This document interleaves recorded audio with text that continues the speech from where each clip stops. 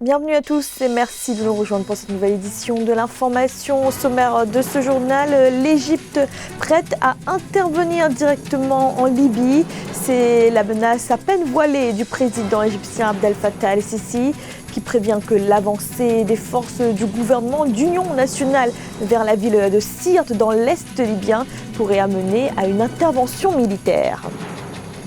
La commission électorale en Guinée propose la date du 18 octobre pour la tenue de l'élection présidentielle, date qui doit désormais être validée par le président Alpha Condé. L'opposition, elle, pose des préalables à l'organisation de l'élection.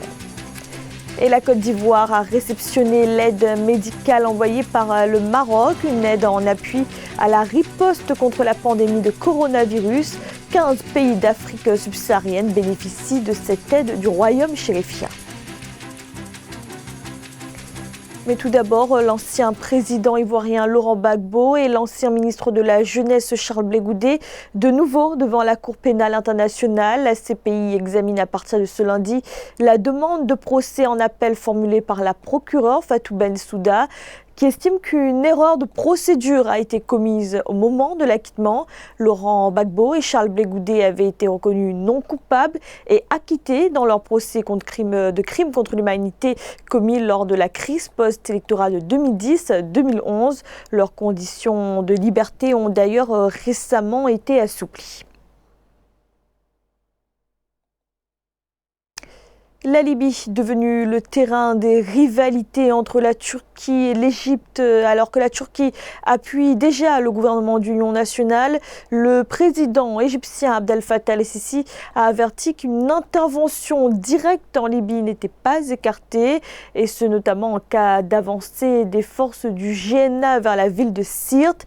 Sirte dans l'est libyen, désormais considérée comme la ligne rouge par l'Égypte. Zahra Mohamed Mouchou et Amen. Les autorités libyennes reconnues par la communauté internationale fustigent le positionnement de l'Égypte. Soutien du maréchal Khalifa Haftar, le président Abdel Fattah el-Sisi a déclaré samedi 20 juin son intention d'intervenir militairement sur le sol libyen en cas d'avancée des forces loyalistes vers la très stratégique ville de Sirte. Le gouvernement libyen d'union nationale dénonce une ingérence. Nous rejetons fermement les propos du président égyptien Abdel Fattah el-Sisi que nous considérons comme une ingérence dans les affaires internes et une menace grave pour la sécurité nationale de la Libye. Depuis le renversement de l'ancien président Muammar Kadhafi en 2011, 2 sièges du pouvoir ont vu le jour en Libye. À l'est, le général Khalifa Haftar est soutenu par l'Égypte et les Émirats arabes unis. En face, à l'ouest, se trouve le gouvernement de Tripoli avec à sa tête le premier ministre Fayez el-Sarraj qui bénéficie du soutien militaire de la Turquie. La Turquie qui samedi 20 juin a posé comme condition préalable à toute trêve le retrait des troupes du maréchal Khalifa Haftar de la ville de Sirte. Nous sommes loin d'un cessez-le-feu. Avec une telle sortie de l'Égypte, nous assistons à une escalade de la violence en Libye, sous fond de contrôle des régimes pétroliers. Nous assistons par ailleurs à une internationalisation des conflits armés en Libye, à une base de en Syrie et en Irak. Le véritable drame dans cette crise est la passivité de l'Union africaine. Bien que l'institution ait nommé le président congolais Sassou Nguesso comme médiateur de cette crise, l'Union africaine n'a pas condamné des agissements aussi bien de la France, des Émirats arabes unis, de la Russie, qui constituent les principaux soutiens de Khalifa Haftar. Pour parler de cessez-le-feu, ça serait très loin. Tant que l'Union africaine, la communauté nationale, ne reconnaît pas dans l'effectivité et de la matérialité du pouvoir actuel en Libye. Les forces du gouvernement de Tripoli cumulent les victoires depuis le début du mois de juin, marquant ainsi un tournant dans l'offensive déclenchée en avril 2019 par l'armée nationale libyenne. Mais cette avancée est bloquée autour de Sirte, un important verrou qui débouche vers l'est et sur les principales installations pétrolières de la Libye. Et la crainte d'une escalade également sur le front du barrage de la Renaissance. L'Égypte a sollicité le Conseil de sécurité des Nations Unies dans ce conflit qui l'oppose à l'Éthiopie. Le barrage de la Renaissance est ce méga projet lancé par l'Éthiopie en amont du Nil afin de couvrir la consommation énergétique du pays. Mais l'Égypte, en aval du fleuve, craint que le barrage n'appauvrisse son approvisionnement en eau. Kamesh Katapoulé et Aïssé Toubari. La reprise des négociations n'aura finalement pas permis d'aboutir à un accord. Entre l'Égypte, le Soudan et l'Éthiopie, les pourparlers autour du grand barrage de la Renaissance sont désormais au point mort. Face à cet échec, l'Égypte a pris les devants. Le pays s'est résolu, vendredi 19 juin, à faire appel au Conseil de sécurité de l'ONU pour qu'il prenne part aux discussions. Une démarche prévue par l'article 35 de la Charte des Nations Unies en cas de menace pour la paix et la sécurité internationale. L'Égypte appelle le Conseil de sécurité de l'ONU à intervenir afin de garantir la poursuite des négociations de bonne foi entre les trois pays, l'Égypte, l'Éthiopie et le Soudan, dans le respect de leurs engagements au titre du droit international pour parvenir ainsi à une solution juste et équilibrée. L'origine de cette démarche, l'attitude de l'Éthiopie que l'Égypte qualifie de non positive. Le Caire reproche en effet à Addis Abeba de vouloir remplir le GERD de façon unilatérale. Un sujet délicat puisque ce remplissage est à la fois capital pour le développement économique de l'Éthiopie, mais il est aussi source de danger pour les Égyptiens. L'Égypte dépendant du Nil pour s'approvisionner en eau potable, ce remplissage pèse donc sur la sécurité alimentaire de 100 millions d'habitants. C'est la négociation de la dernière chance parce que après l'ONU, je ne vois pas où est-ce qu'on pourra encore aller trouver une instance crédible, qui revendique sa neutralité et qui puisse apporter la solution nécessaire. Et pour résumer, cet accord est possible tout simplement si les négociateurs ont les mains libres, s'il n'y a pas de pression de la part des États-Unis en faveur de l'Égypte et si surtout l'ONU accepte de pouvoir donner tout le sens voulu par les différentes parties dans un accord qui satisfasse l'Égypte, qui satisfasse l'Éthiopie et qui satisfasse le Soudan. Pour rappel, le grand barrage de la Renaissance est en construction sur le Nil Bleu en Éthiopie depuis 2011. D'une capacité de production de 600 MW, le GERD est aussi le fruit d'une ambition politique éthiopienne. Il est amené à être le plus grand barrage hydroélectrique d'Afrique. En Algérie, la militante Amira Bouraoui, condamnée à 1 an de prison ferme, cette gynécologue de 44 ans, mère de 2 enfants, a été reconnue coupable de 6 chefs d'accusation, dont offense au président de la République, Abdelmajid Tebboune, et offense à l'islam. Son avocat Moustapha Bouchachi a aussitôt annoncé qu'il ferait appel de la décision, estimant le dossier vide. Amira Bouraoui est une célèbre militante du Irak. Ce mouvement de contestation à l'origine du départ de l'ancien président Abdelaziz Bouteflika. 18 octobre 2020, c'est la date proposée par la commission électorale en Guinée pour l'organisation de l'élection présidentielle, date qui doit désormais être entérinée par le président Alpha Condé. Si du côté de la majorité, le 18 octobre semble tenable, l'opposition en revanche estime que toutes les conditions ne sont pas encore réunies. Zahra Mohamed Mouchou et Nelly Claude Bessa. Une date est avancée depuis le 19 juin concernant l'organisation de l'élection présidentielle en Guinée. La Commission électorale nationale indépendante propose le 18 octobre 2020 pour la tenue du premier tour du scrutin. Tous les regards sont désormais tournés vers le chef de l'État, Alpha Condé, qui doit entériner la proposition, ce qui aurait pour effet de lancer officiellement le processus électoral.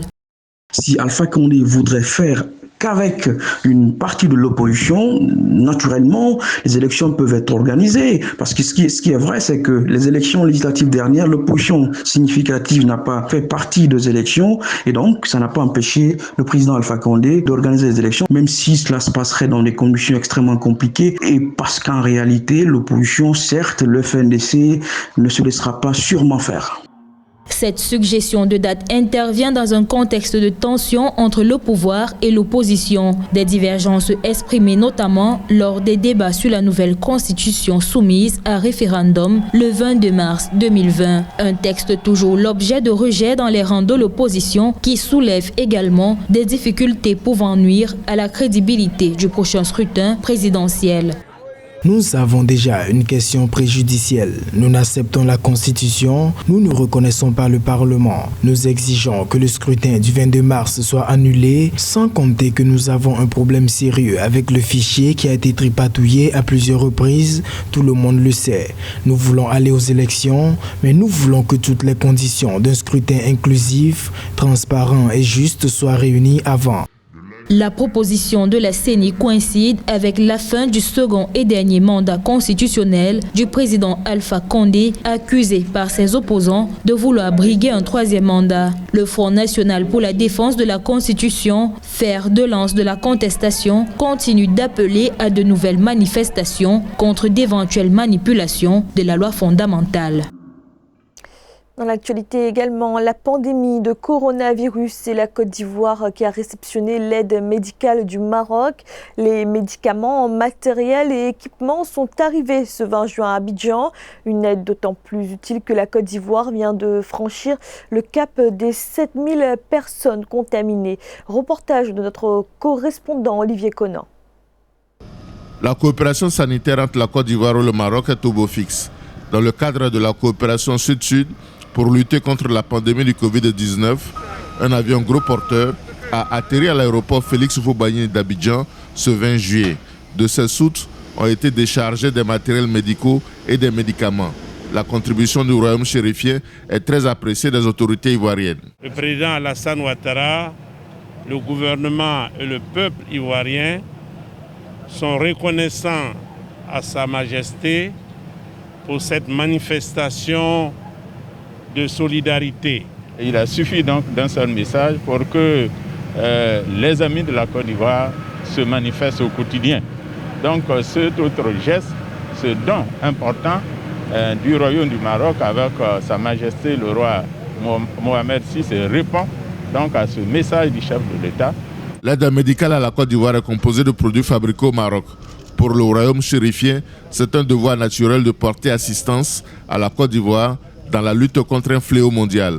Aujourd'hui, c'est une manifestation supplémentaire de cette coopération Sud-Sud qui démontre avec éloquence que, comme l'a dit Monsieur le ministre à l'instant, ce ne sont pas des mots, ce n'est pas de la rhétorique, ce sont des actes forts et concrets qui viennent en aide aux pays frères et amis qui en font la demande. Il y a 500 000 masques qui seront de qualité internationale, produits au Maroc. Comme vous le savez, après le début de la pandémie, nous ne produisons quasiment rien, mais sous l'appel de Sa Majesté le Roi, l'industrie marocaine s'est mobilisée comme un seul homme pour développer des produits aux normes internationales. En rappel, au 20 juin 2020, la Côte d'Ivoire comptait 7276 personnes contaminées par le Covid-19. On dénombre 3884 cas actifs, 2992 personnes guéries et malheureusement 52 décès. À noter qu'une dizaine de pays africains bénéficient également de l'aide médicale du royaume chérifien. Le paradoxe congolais, c'est une expression qui revient souvent pour qualifier la situation économique et sociale de la République démocratique du Congo, un pays riche en ressources minières et d'une grande diversité, et pourtant parmi les plus pauvres du continent. Ce paradoxe, certains observateurs l'attribuent à l'absence d'un leadership clairvoyant. Reportage de notre correspondant Jacques Amboka. Plus de la moitié des réserves mondiales de cobalt, 10% de celles du cuivre, 60% du coltan. Malgré ses potentiels, la République démocratique du Congo est pourtant comptée parmi les pays les plus pauvres de la planète. Une singulière situation qui illustre un paradoxe au centre de plusieurs réflexions scientifiques. Alors que la RDC se trouve dans les top 10 des pays les mieux dotés en ressources minières au monde, elle se trouve aussi dans les top 10 des pays les plus pauvres du monde.